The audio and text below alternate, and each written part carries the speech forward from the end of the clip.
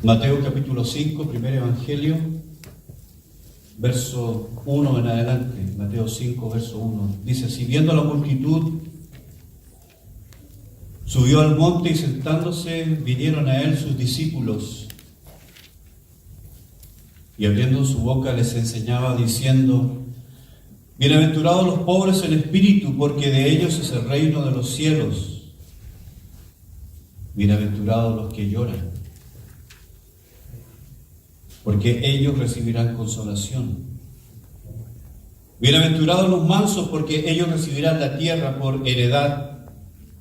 Bienaventurados los que tienen hambre y sed de justicia, porque ellos serán saciados. Bienaventurados los misericordiosos, porque ellos alcanzarán misericordia. Bienaventurados los de limpio corazón, porque ellos verán a Dios. Bienaventurados los pacificadores, porque ellos serán llamados hijos de Dios.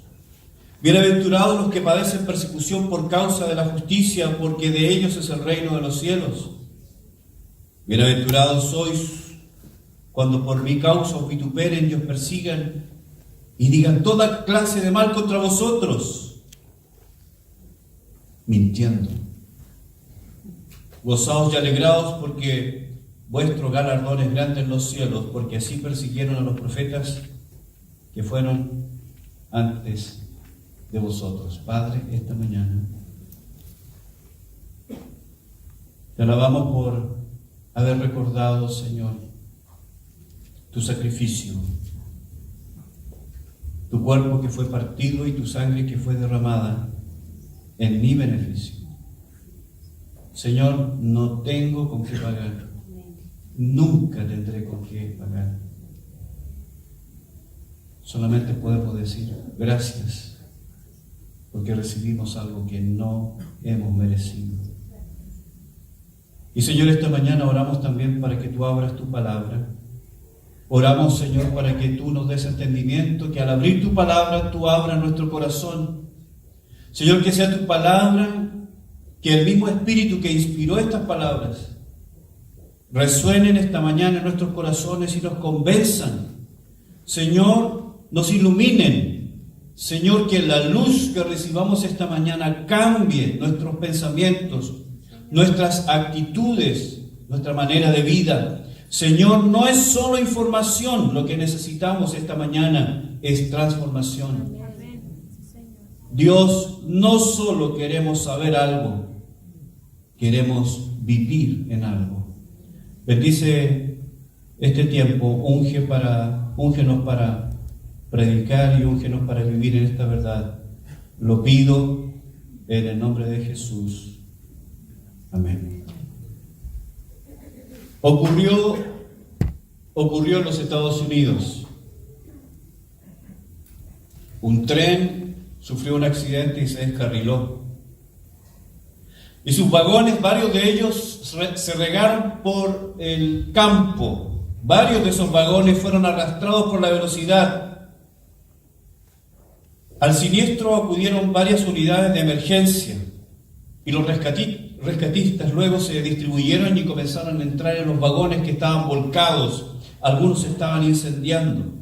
Ellos entraron buscando sobrevivientes. Ellos entraron buscando a quién ayudar en ese momento difícil. Uno de estos rescatistas, entró en un vagón que estaba volcado. En el interior del vagón dominaba el desorden, el humo, el polvo en suspensión. Él escuchó algunos gritos, vio cuerpos repartidos por todo el vagón, un desorden. El rescatista entró para ayudar a alguien. Y en medio del polvo y del humo y de los vidrios quebrados, bultos, maletas y cuerpos, encontró una pequeña niña, tal vez 3 o 4 años. La niña estaba en silencio. Pero esta niña particularmente estaba disfrutando de un dulce que mantenía fuertemente apretado con su mano. El dulce también había sido afectado por el accidente. El dulce estaba lleno de polvo. Pero la niña disfrutaba de este dulce. Al lado de esta niña, los cuerpos de sus padres muertos. Ellos eran una pareja entre cientos de personas que murieron en ese accidente. El rescatista miró esto y se dio cuenta de la escena. La niña, sin darse cuenta de lo que había pasado a su alrededor, estaba disfrutando de su dulce sucio, mientras sus padres al lado de ella estaban muertos. Así que el rescatista quiso primero limpiar el dulce y luego ocuparse de la niña.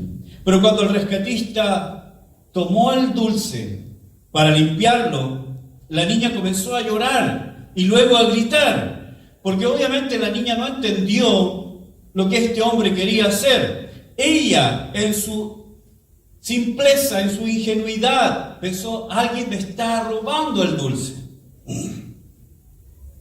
Esta niña era incapaz de discernir lo que había ocurrido a su alrededor.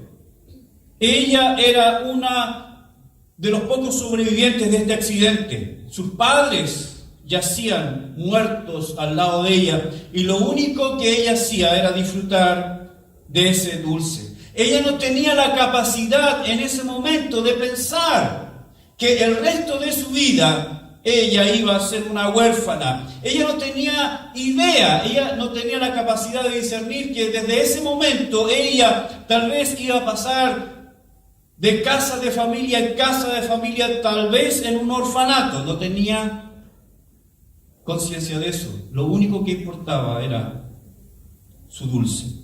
Así que esta niña, con su escaso tiempo, con su escasa edad, con su escasa conciencia, lo único que importaba era su dulce. Su llanto no fue por sus padres, su llanto fue por su dulce. ¿Por qué lloras tú? Todos lloramos. Pero ¿cuál es la causa de tu llanto? ¿Lloramos por un dulce o lloramos por una muerte? ¿Lloramos por cuestiones pequeñas e insignificantes, superficiales, cosas que van a pasar, cosas que son triviales? ¿Por qué lloras tú? Todos lloramos, pero ¿por qué lloramos? ¿Qué es lo que provoca tus lágrimas? Llorar es una respuesta emocional ante un estímulo. Los seres humanos son los únicos que pueden expresar la pena y el dolor a través del llanto, las lágrimas. Lloramos por un gran dolor, una frustración. Lloramos por una pena, por una decepción. Lloramos por una pérdida. Lloramos porque lo que estábamos anhelando o esperando nunca llegó. O lo que teníamos se nos fue arrebatado. La persona que queríamos se nos fue. La enfermedad que tenemos es incurable. Tenemos que aprender a vivir con ella. La situación económica no cambia. Me llena de frustración y lloro. ¿Por qué lloramos? Todos lloramos. ¿Por qué lloras? Lloramos cuando algo o alguien nos parte el corazón. También lloramos de alegría, eso es cierto. Pero lloramos desde nuestra más... Tengo unas fotos ahí, puedes colocarlas. ¿Por qué lloramos? Dame la otra. Esa es la Bernadita y la Mariana cuando lloran.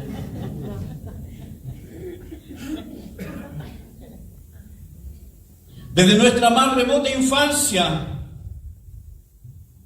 los hombres como raza caída lloramos. Las lágrimas son la evidencia. Las lágrimas, el llanto es la evidencia de que algo acá adentro no está bien. De que acá adentro algo nos duele tremendamente. El llanto y las lágrimas son la expresión física y externa del dolor interno. Salmo 42, verso 3.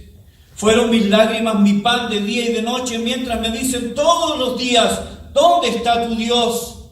David se sentía solo, David se sentía alejado, David se sentía inválido, David se sentía atacado, presionado externamente, y todos le dicen: ¿dónde está tu Dios? ¿Dónde está tu Dios? ¿Dónde está tu Dios? Mis lágrimas se han convertido en mi pan de día y de noche. Salmo 56, verso 8. Mis huidas tú has contado. Y mira lo que dice. Para él las lágrimas tenían un valor, un significado. Para David las lágrimas tenían un sentido. El dolor, el sufrimiento tenía una razón. Por eso él dice: pon mis lágrimas en tu redoma. Guárdalas. ¿No están ellas en tu libro? ¿Cuántos saben que Dios tiene en cuenta tus lágrimas? Salmo 80, verso 5. Les diste a comer pan de lágrimas y a beber lágrimas en gran abundancia. Lágrimas, lágrimas, llanto. Todos lloramos. ¿Cuál es la razón de por qué lloramos? Como dije, las lágrimas son la evidencia del dolor o sufrimiento interno. El llanto es la forma de expresar ese dolor.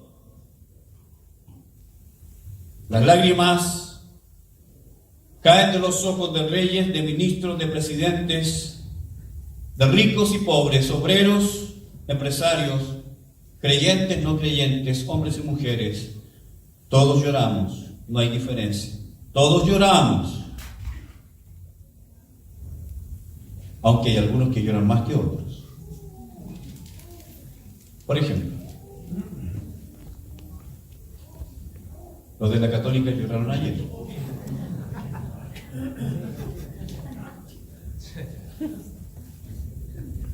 Las mujeres lloran 5.3 veces al mes. Los hombres lloramos 1.3 veces al mes. No sé lo que significa el punto 3. Pero la verdad es que todos lloramos. ¿Se acuerdan esa frase años atrás? Y tal vez más de alguno oyó o fue enseñado de esta manera: hijo, los hombres no lloran. Los hombres no lloran. Las mujeres lloran, los hombres no lloran. Y nos enseñaron a tragarnos las lágrimas. Volvamos a Mateo capítulo 5, verso 4. El Señor es el que está hablando acá. Y Él dice a su audiencia en esta segunda bienaventuranza, le dice: bienaventurados los que lloran, porque ellos recibirán consolación. Bienaventurado, dijimos la semana pasada, es la palabra makarioi. Y esta palabra tiene su raíz en la palabra makarios. Por eso las bienaventuranzas también se conocen como macarismos. Porque son 9 expresiones de bienaventuranza. Bienaventurado, bienaventurado, bienaventurado. Macarismos, macarismos, macarismos. La palabra quiere decir bendito, feliz, dichoso, digno de ser envidiado. La palabra habla de alguien espiritualmente próspero, alguien que vive con alegría, gozo, que proviene de adentro y no de las circunstancias. La palabra quiere decir satisfacción profunda por ser aprobado por Dios, independientemente de situaciones o condiciones externas. Eso es lo que quiere decir la palabra bienaventurado. Es mucho más que feliz, es mucho más que próspero. La palabra quiere decir casi estar tan pleno, tan feliz, tan abundantemente gozoso por sentir la aprobación de Dios. Pero aquí esta bienaventuranza dice: bienaventurados los que lloran.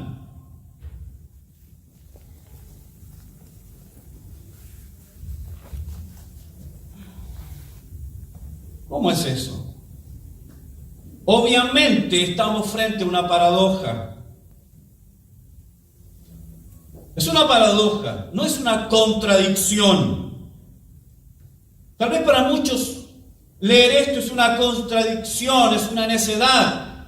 Es un imposible. ¿Cómo alguien puede sentirse? ¿Cómo alguien puede vivir? ¿Cómo alguien puede ser bienaventurado cuando llora o porque llora?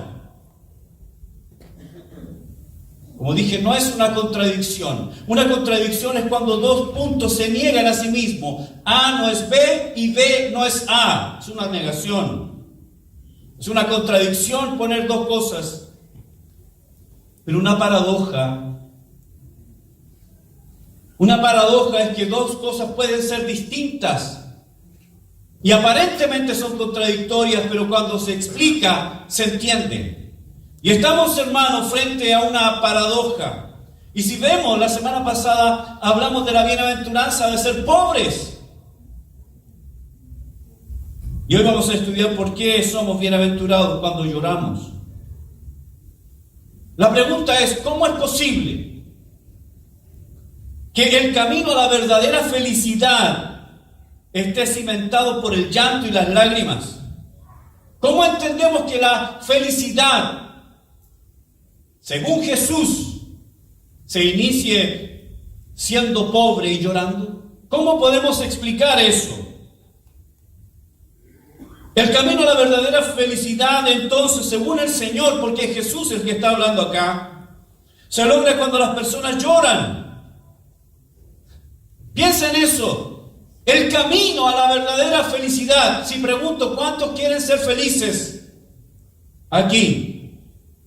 ¿Cuántos levantarían la mano? Pero el camino de la verdadera felicidad comienza cuando nos damos cuenta de nuestra pobreza y lloramos. Y eso es exactamente lo contrario, es la antítesis de lo que el mundo enseña como camino a la felicidad. El mundo entiende la felicidad precisamente al contrario, estar lejos de todo aquello que nos cause aflicción y dolor. El mundo entiende la felicidad teniendo el dolor allá lejos, lejano, distante. El sistema mundial, el pensamiento humano, el pensamiento natural, nos ha enseñado desde pequeños que la felicidad se alcanza cuando todo el dolor es dejado atrás, todo aquello que nos puede causar frustración, dolor, tristeza, está lejos de nosotros. Hemos crecido oyendo esa frase y fueron felices para siempre. Vivir sin dolor, vivir sin sufrimiento es el anhelo de la gran mayoría, de la inmensa mayoría de los seres humanos. Porque no nos gusta experimentar el sufrimiento y el dolor. Preferimos erradicarlos. Pero ¿saben ustedes que los únicos que realmente han erradicado el dolor son los locos? Porque ellos han negado la realidad. Pero hermanos, la felicidad no se logra negando el dolor, sino dándole sentido al dolor. La búsqueda de significado, escuche esto, la búsqueda de significado y no de la felicidad es lo que hace a la vida disfrutable. Entender que el dolor tiene un sentido, entender que el sufrimiento tiene un sentido. Cuando le damos un sentido y significado al dolor, eso es felicidad. Pero cuando alguien busca insaciablemente la felicidad per se, se dará cuenta que solo añadirá frustración a su vida. La búsqueda de la felicidad, hermanos, es como buscar el sueño cuando tienes insomnio. ¿Qué pasa? No importa cómo te pongas, no importa si vas al refrigerador a buscar leche, el sueño no viene. Entre más lo buscamos, más se aleja. Mucho menos, hermanos, podemos estar de acuerdo con los evangelistas del placer y la prosperidad que usan la Biblia para que de alguna manera nosotros lleguemos a entender que el camino del cristiano debe ser un camino de victoria, de siempre vencer y de siempre tener en abundancia, nunca enfermo, nunca sufrir. Siempre tienes que levantar tus manos para adorar, si no, algo está mal contigo. Unos hermanos nos contaban esta semana que si ellos iban a la iglesia y no levantaban las manos, es que algo pasa contigo. Nos han enseñado que el cristiano siempre es vencedor, nunca está enfermo y siempre es rico. Pero la Biblia nos dice exactamente lo contrario. La Biblia es un libro que nos habla de los sufrimientos, que nos habla así honestamente de que vivimos en un mundo caído, vivimos en un sistema dominado por Satanás y que nuestra propia naturaleza es una naturaleza caída. Vivimos en un mundo enfermo, dolido. Abraham lloró por la muerte de Sara. Jacob lloró cuando vio las ropas ensangrentadas de José y pensó que había muerto. David lloró por la muerte de Absalón. Ustedes recordarán las desgarradoras palabras de David cuando supo de la muerte de Absalón. Absalón, Absalón, hijo mío, Absalón, Absalón, hijo mío. ¿Quién diera que yo muriera en lugar tuyo, Absalón? Hijo mío, Absalón. Jeremías lloró por el destino de Israel. Jeremías lloró por la destrucción de Jerusalén. Jeremías lloró cuando vio las ruinas de Jerusalén. Hay un libro en la Biblia de lamento y lloro. Lamentaciones. El mismo Señor Jesucristo lloró cuando vio a Jerusalén. El mismo Señor Jesucristo lloró en Getsemaní, llantos, lágrimas y sudor. Lloró frente a la tumba de Lázaro.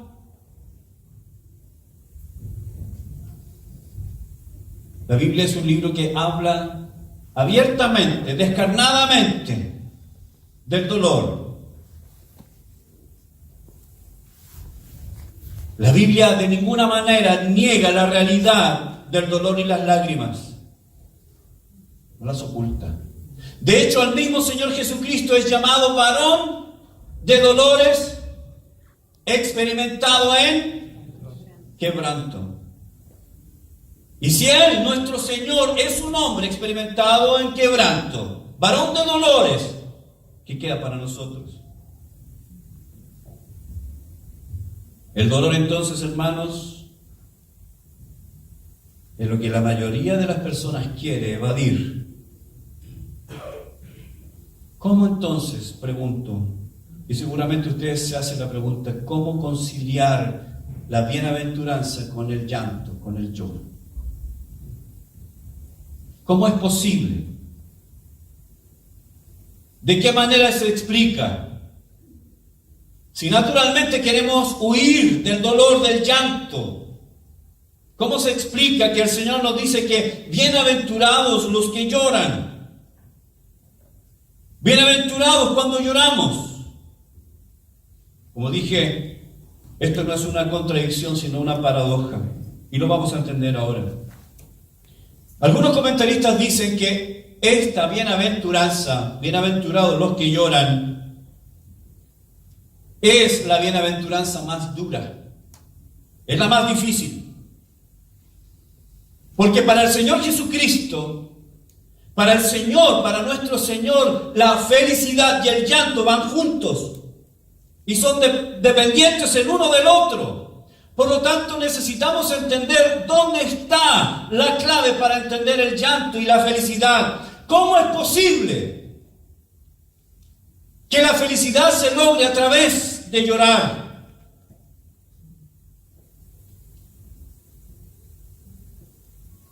Ya entendemos que no viene negando el dolor. ¿Cuál es el camino entonces? Este es el camino. Recuerde algo que dijimos la semana pasada, que las bienaventuranzas están ligadas y son dependientes la una de la otra. Lo dijimos, ¿no? Cada bienaventuranza parte de la otra y es el sostén de la siguiente. La semana pasada hablamos de que la primera bienaventuranza habla de los pobres en espíritu. Entonces tenemos que entender que esta bienaventuranza también tiene su sentido espiritual.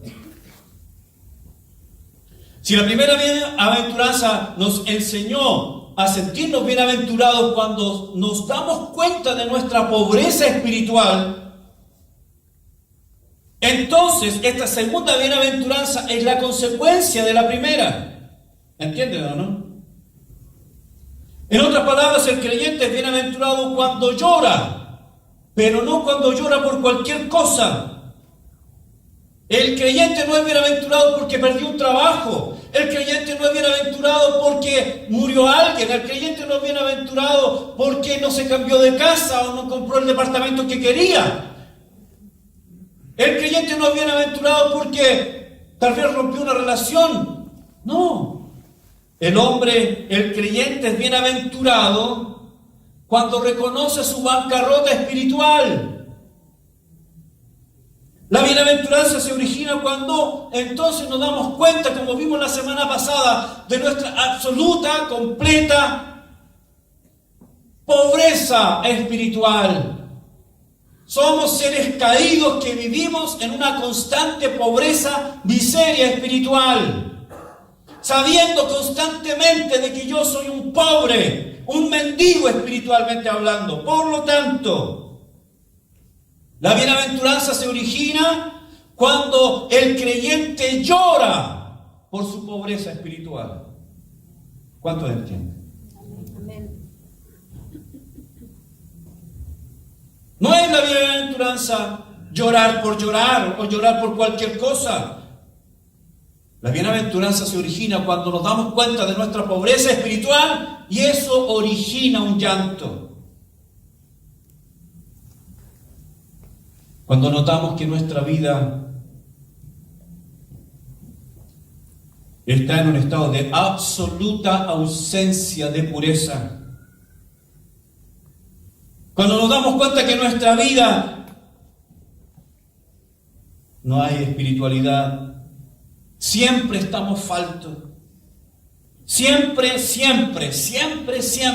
vemos que nuestra vida es incompleta. Todavía no logramos el estándar que Dios demanda de nosotros. El llanto se origina al ver nuestra condición desesperadamente perdida, hermanos. Cuando nos miramos espiritualmente a nosotros y nos damos cuenta y somos honestos a la luz de la palabra, ¿cuánto nos falta todavía para expresar el carácter de Cristo? ¿Cuán distante estamos de lo que Dios es y de lo que Dios quiere? ¿Cuánta falta de pureza tengo en mi vida? ¿Cuánta falta de santidad, de tolerancia, de amor incondicional?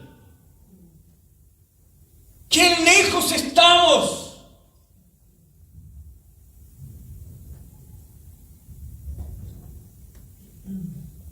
El creyente vive en un estado permanente de pérdida desesperada. El Señor usa el verbo.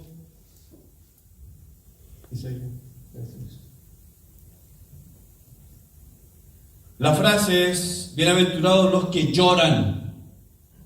Este verbo está escrito en tiempo presente, activo, participio. Es la palabra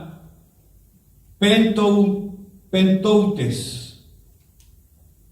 Viene de la palabra, o esta palabra origina la palabra panteón o cementerio.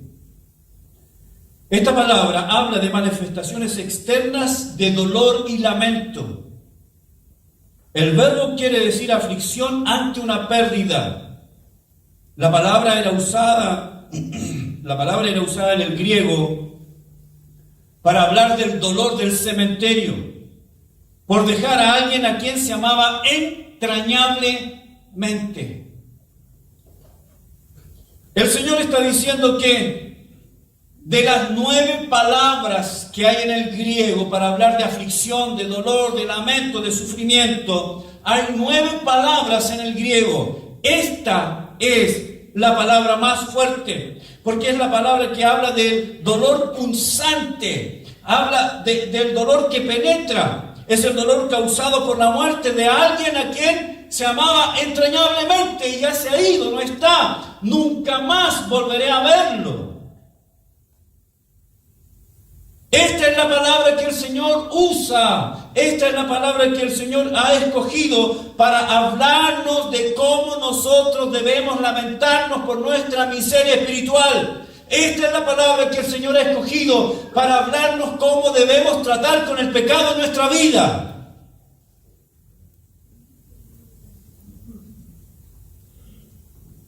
Leí recién un artículo, Crónicas de Lima.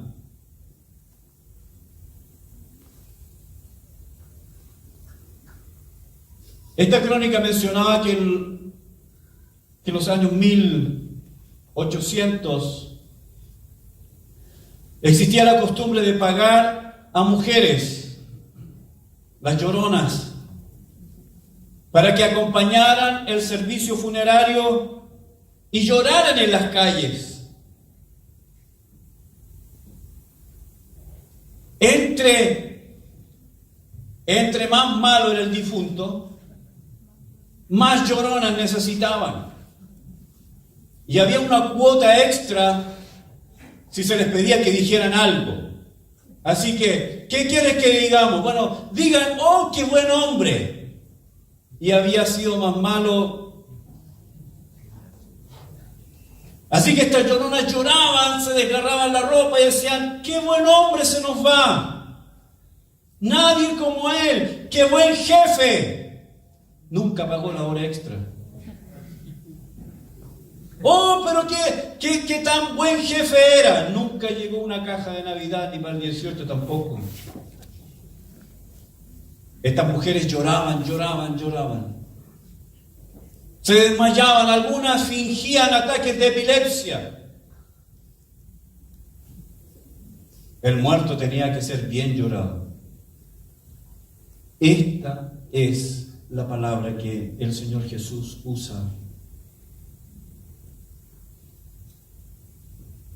para hablarnos, escúchenme bien,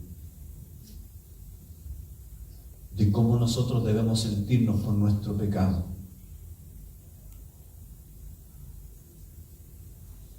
Cómo nosotros debemos sentirnos por nuestra condición de pobreza. El Señor mezcla acá entonces la bienaventuranza con este llanto. Hay una bienaventuranza entonces por el lamento intenso en el corazón por el pecado. El Señor está diciendo que aquellos que sienten eso en su corazón, ese dolor, esa agonía, esa desesperación, esa frustración por la falla, el dolor por fallarle a Dios, el dolor por pecar, el dolor por deshonrar su nombre, el dolor por errar el blanco y no lograr lo que Dios quiere para mi vida.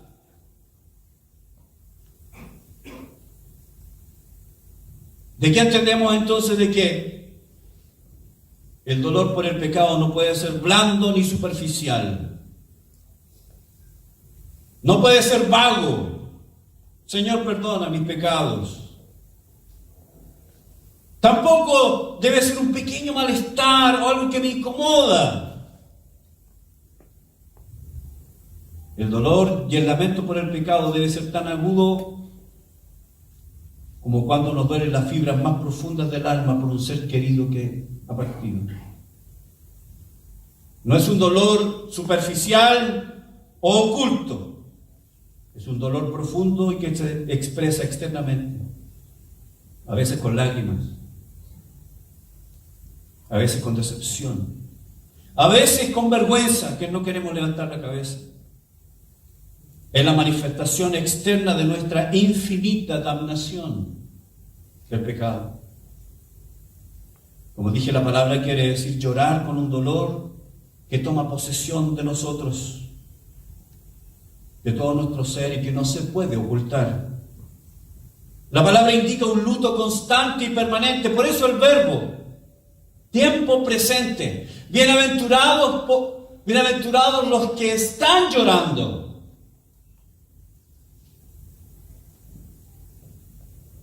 Lo que nos está diciendo el Señor Jesucristo acá es que aquellos que están en una constante decepción de sí mismos, aquellos que sufren, aquellos que no cesan de lamentar por su condición de bancarrota espiritual, aquellos que no cesan de llorar y lamentar porque somos pobres en espíritu. No cesamos de lamentarnos porque todavía no logro vencer la maldad en mi ser. Todavía no logro controlar mis apetitos carnales. No logro controlar mis lujurias pasionales. Aún no ceso de juzgar al hermano, criticar al hermano. Todavía sigo atado y amarrado a las cosas de este mundo. Todavía me importan las cosas de este mundo desesperadamente. Todavía pongo al Señor en un tercer, cuarto, quinto lugar en mi vida. No lo amo como decía Mauricio, no lo amo como debería amarlo. Eso me causa a mí un dolor, una angustia, un dolor punzante, porque todavía me doy cuenta, estoy en este cuerpo de muerte.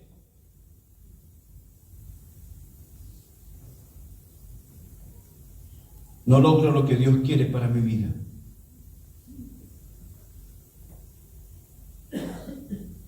¿Alguien se identifica con eso? Amén.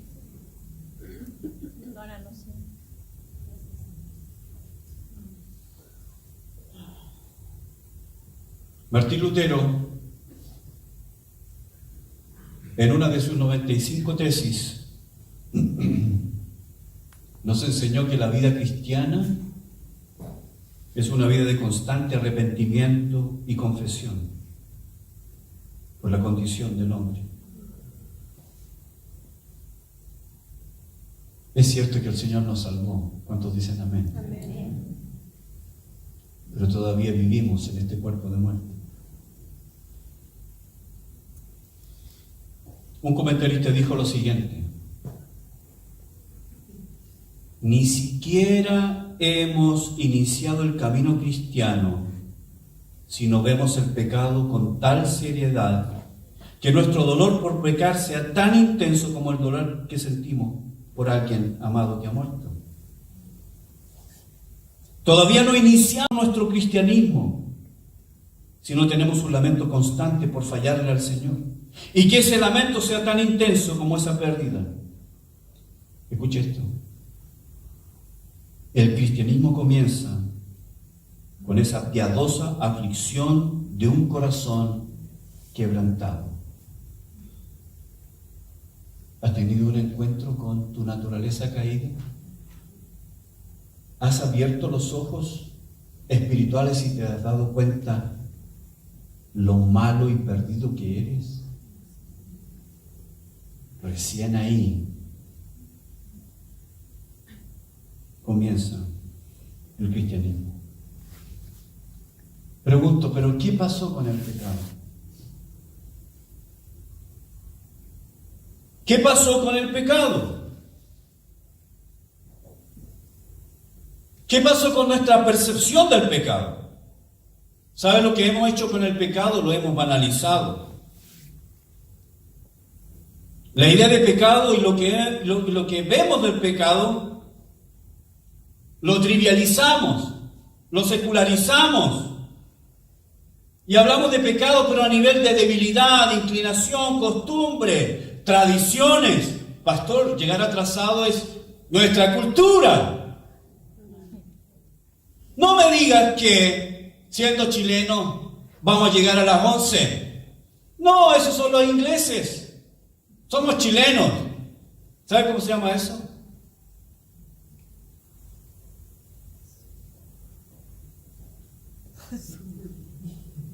No lo digo. No lo puedo decir, ¿sí? No lo digo. No lo digo. Dile a tu jefe, llega media hora después, está en la cultura, jefe. Oye, tú entras a las 8 y son las 9. En la cultura, jefe, somos chilenos. Dile eso a tu jefe. Pastor, somos chilenos, en nuestra cultura llegar a las 11:30.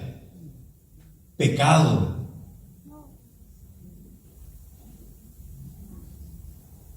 ¿Está bien eso? Pecado.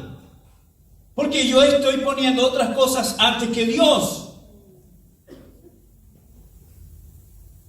No, si llegar no es importante. Relax. Esta es una iglesia de gracia. El pastor es paleteado. Pecado. ¿Qué pasó con el pecado? Hemos trivializado, banalizado, hemos degradado el pecado. Pecamos y no nos avergüenza pecar. ¿Dónde está el clamor? ¿Dónde está el llanto? De Mateo 5:4, bienaventurados los que lloran por haber fallado a lo que Dios demanda de mí. ¿Dónde está el clamor? El dolor pulsante en el corazón por haber fallado. No, pero es una debilidad, pastor. Pecamos y no nos avergonzamos. Vivimos en pecado y nos justificamos. Todos lo hacen, pastor. Entonces debe ser bueno porque todos lo hacen. Es la costumbre de la época. Somos jóvenes. Estamos en el año 2019, pastor. Nuestro mundo peca desvergonzadamente. Incluso se gloria de eso. ¿Qué pasó con el pecado?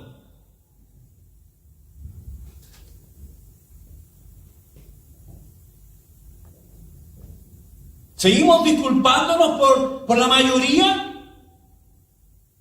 ¿Seguimos justificándonos frente al pecado? Pastor, si mi esposa no me infla, bueno, voy a buscar a alguien más. La secretaria en el trabajo me mira desde el rincón del avión. ¿Se acuerdan la canción de Gervasio? Y la azafata. La azafata me mira. Ustedes no se ríen porque son muy jóvenes.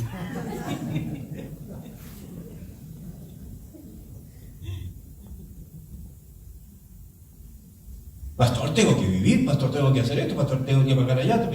Vivo ocupado, pastor. ¿Y el Señor que te da la vida?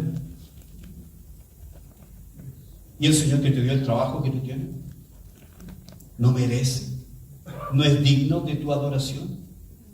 Ah, es que aquí las canciones son muy fomes, pastor. No me dan ganas de adorar. La música no es para ti. Tú no eres el centro del culto.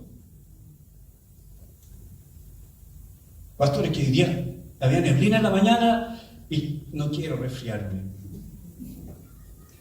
Qué bueno, voy a ir al cielo sin resfriarte. Es que hace mucho calor. O hace mucho calor o hace mucho frío. ¿Qué pasa con el pecado? Seguimos guardando esa idea necia, humana, de que yo puedo pecar libremente y si nadie me sorprende, soy feliz. Si yo puedo guardar esa secreta idea de que nadie me ve mientras yo peca, está todo bien. Pero ¿sabe qué? Pecamos delante de Dios. Pero a veces nos preocupa que nos vea el hermano. Mientras el hermano no me ve, está todo bien. Pero Dios te ve. Él es omnipresente. Salmo 139. ¿A dónde me irá de tu espíritu? Si en el Seol hiciera mi estrado, ahí estás tú. Y si habitar en las alas del Seol, ahí estás tú. Y si me voy al rinconcito, ahí estás tú. Si nadie me ve y me estoy metiendo en páginas que no debo en internet, que bueno, nadie me ve. ¿Y Dios? ¿Qué pasa con el pecado? ¿Por qué lloramos? ¿Por qué lloramos? Esta niña lloraba por un dulce. No lloraba por la muerte de sus padres. Lloraba por un dulce.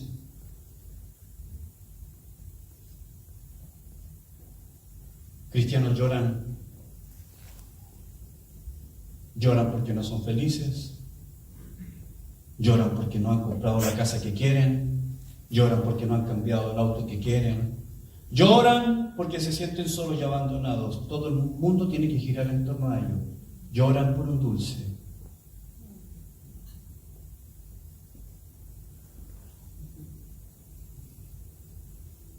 Hermanos, aquellos que han descubierto la oscuridad y profundidad de la depravación de nuestro alma, de nuestro corazón, ellos que han descubierto su pobreza espiritual, ellos que han descubierto cuán lejos están de Dios, son los que realmente lloran. ¿Qué pasa con el pecado? Somos expertos para justificarnos. Es que yo puedo hacer análisis de la gente y puedo criticarla. Pero yo puedo hacer esto con mi dinero, sin mi dinero, me lo gané yo. Etcétera, etcétera, etcétera. Pregunto esta mañana, ¿por qué lloras tú? El Señor nos ha enseñado que el camino a la verdadera felicidad comienza con saber de que somos pobres, y el segundo paso es estar en una permanente sensación de miseria que nos lleva a llorar,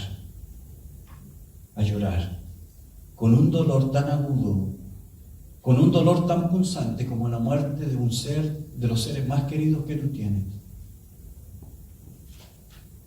Esa es la bienaventuranza. Pregunto nuevamente, ¿por qué lloras tú? ¿Cuál es la causa de tu llanto? ¿Es tu pecado? ¿O las cosas, los juguetes que tú querías y no tienes? El Señor termina la bienaventuranza diciéndonos que aquellos que lloran, dice, serán consolados. Aquellos que lloran de esa manera recibirán consolación. La palabra quiere decir recibir aliento, fortaleza. Ese consuelo, de ese consuelo que habla la palabra, está reservado exclusivamente. No es para todos. Este consuelo de que habla el Salvador no es para todos, hermanos. Está reservado exclusivamente para aquellos que viven la vida con un corazón contrito, que se lamenta por el pecado, que se lamenta con el pecado, que se lamenta por el pecado. ¿Por qué todavía no puedo vencer? ¿Por qué todavía tengo esta inclinación? ¿Por qué todavía? ¿Por qué tuve que ceder? ¿Por qué tuve que ceder? ¿Por qué no fui fuerte y me mantuve firme en mis convicciones? Aquellos que lloran con esa desesperación tendrán sus lágrimas secas por las manos amorosas del Salvador. Él enjugará toda lágrima de todos los rostros.